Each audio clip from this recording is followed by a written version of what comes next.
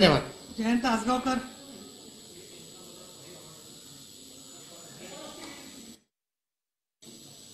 अहो इथे कंटिन्युअस आहे यांचं सगळे गोंधळ चालतंय. हा सभापती महोदय, या ठिकाणी पुरवणी मागण्यावरती बोलत असताना शालेय शिक्षण विभागातील बाब क्रमांक 96 पृष्ठ क्रमांक 55 याच्यामध्ये माझी शाळा सुंदर शाळा या स्पर्धेकरता त्या ठिकाणी जी तरतूद केली गेली ती खऱ्या अर्थानं तरतूद ही कमी आहे.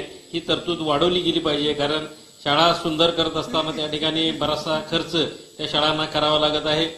त्याचबरोबर त्या ठिकाणी बाब क्रमांक 98 पृष्ठ क्रमांक 56 बालकांचा मोफत व सक्तीचा शिक्षणाचा अधिकार अधिनियम याकरता जवळपास 46 कोटीची तरतूद या ठिकाणी केली गेलेली आहे.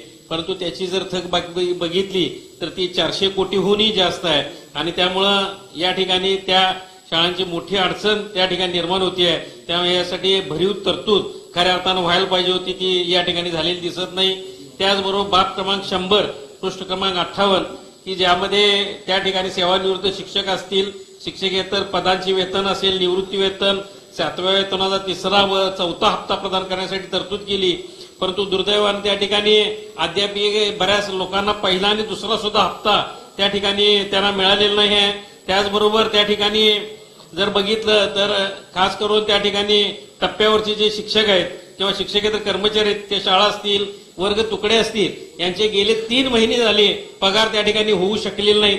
त्यामुळे ही तरतूद होत असताना ही भरीव तरतूद झाली पाहिजे. त्याचबरोबर मेडिकल बिल असतील, ह्या मेडिकल बिलाकरता सुद्धा त्या ठिकाणी कुठल्याही प्रकारची तरतूद यामध्ये दिसून येत नाही. त्याचे थकीत जे वेतन आहे त्याची सुद्धा यामध्ये तरतूद व्हायला पाहिजे होती. खऱ्या अर्थानं जर बघितलं तर मगाशी त्या ठिकाणी जुन्या पेन्शन बाबत मांडलं गेलं की अजूनही ते लोक रिटायर व्हायला 2030-35 या काळात रिटायर होणार आहेत.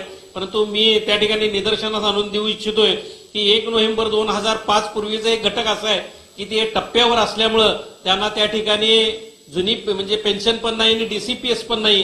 त्याचबरोबर त्यांच्या कुटुंबियांना कुटुंब निवृत्ती वेतन किंवा इतर कुठलीही तरतूद त्या ठिकाणी नाही आहे आणि ह्या मधील घटक जे आहेत ते आता बऱ्यापैकी सेवानिवृत्त व्हायलेत. त्यामुळे मी फडणवीस साहेबांना सांगू इच्छितोय की 1 नोव्हेंबर 2005 पूर्वीचा जो घटक आहे त्यांच्याबाबत सुद्धा या ठिकाणी तात्काळ कुठली तरतूद या ठिकाणी होणं गरजेचं आहे. त्याचबरोबर त्या ठिकाणी जर बघितलं तर या ठिकाणी क्रीडा विभागाच्या माध्यमातून बाब क्रमांक 107 पृष्ठ क्रमांक 61 या ठिकाणी तालुका क्रीडा संकुलाची बांधकामासाठी तरतूद केली गेली. परंतु प्रत्येक अधिवेशनामध्ये आम्ही आवर्जून मी मांडत असतो की त्या ठिकाणी जे क्रीडा संकुल चालू आहेत त्यांच्यामधील बरेचसे विभाग बंद पडलेले आहेत आणि त्यांच्या दुरुस्ती करता त्या ठिकाणी कुठल्याही प्रकारचा निधी त्या ठिकाणी उपलब्ध होत नाही. त्यामुळे तो निधी सुद्धा त्या ठिकाणी झाला पाहिजे. बाब क्रमांक 109 पृष्ठ क्रमांक 62 जिल्हास्तर क्रीडा स्पर्धेकरता त्या ठिकाणी क्रीडा दिनासाठी तरतूद केली. परंतु क्रीडा स्पर्धेसाठी मोठ्या प्रमाणात त्या ठिकाणी तरतूद होणं गरजेचं होतं.